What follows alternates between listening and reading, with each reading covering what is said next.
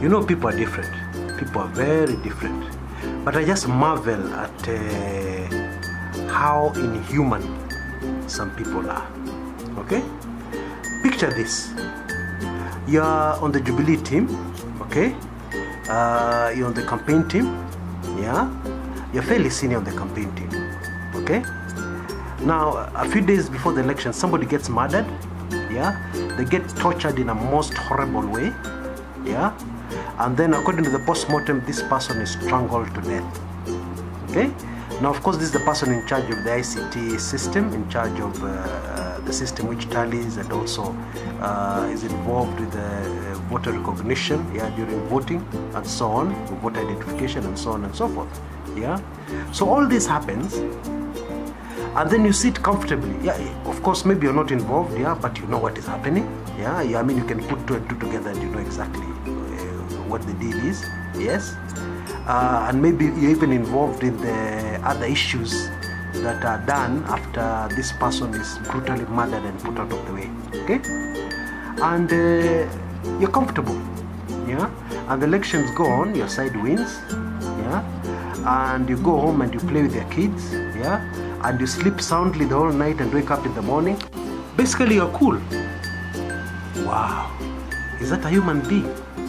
Yeah, you can sleep okay at night, nothing haunts you in your conscience, yeah, you're just basically very okay. It is okay just to murder innocent people, yeah.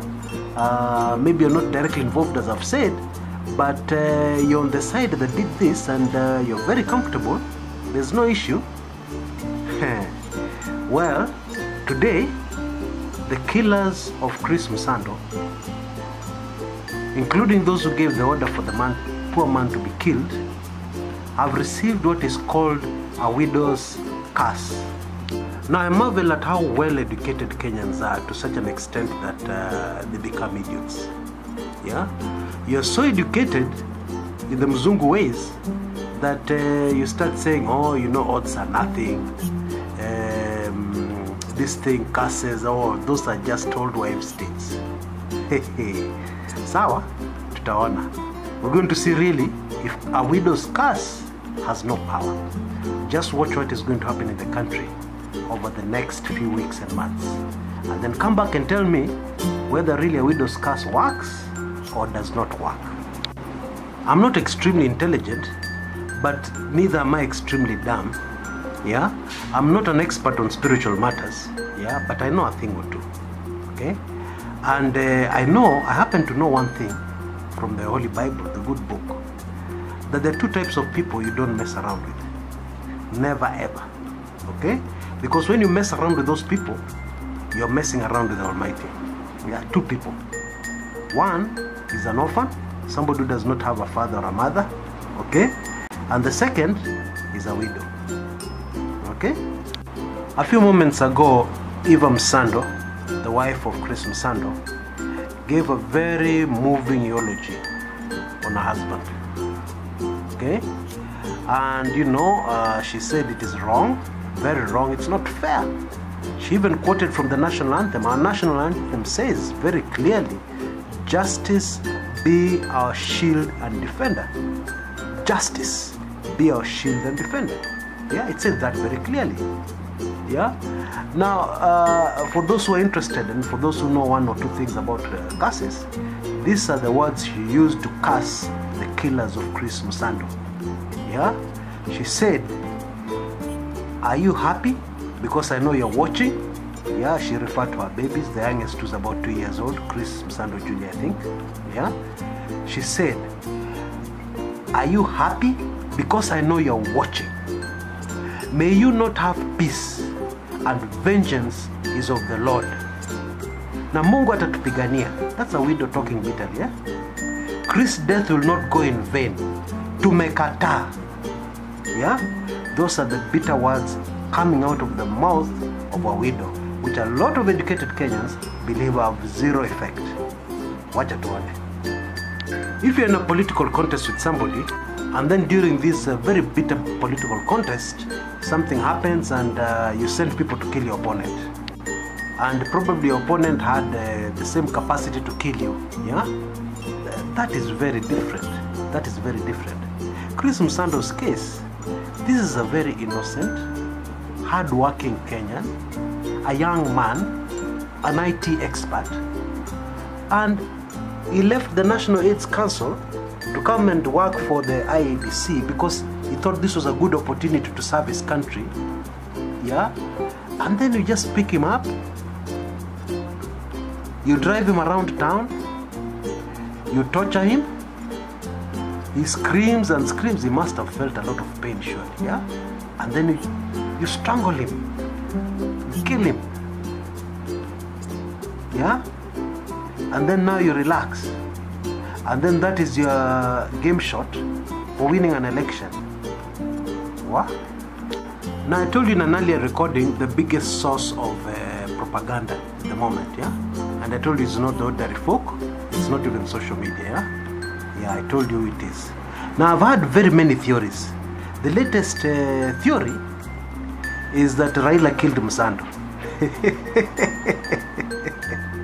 I'm telling you, wonders will never cease in this Republic of Kenya. They will never cease. Anyway, that is the state of affairs.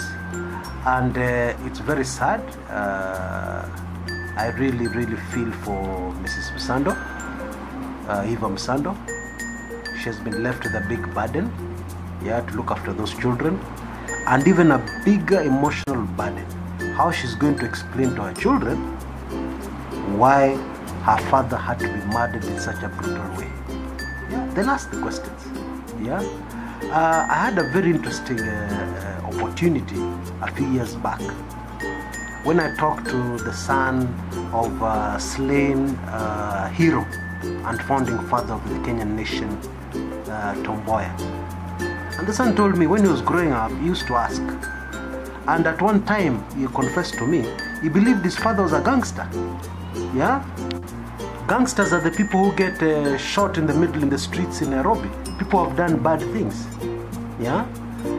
But I guess this is not new to Kenya, because we're in a situation where children are being clobbered to death in their bedroom as they are asleep. And 9-year-olds are being shot by an assault weapon by a very highly trained person who aims from a distance, and they get shot to death. And then the police spokesman comes with a straight face and tells us that the only people, if there's anybody who has been shot or anything like that, the people are being dealt with are criminals.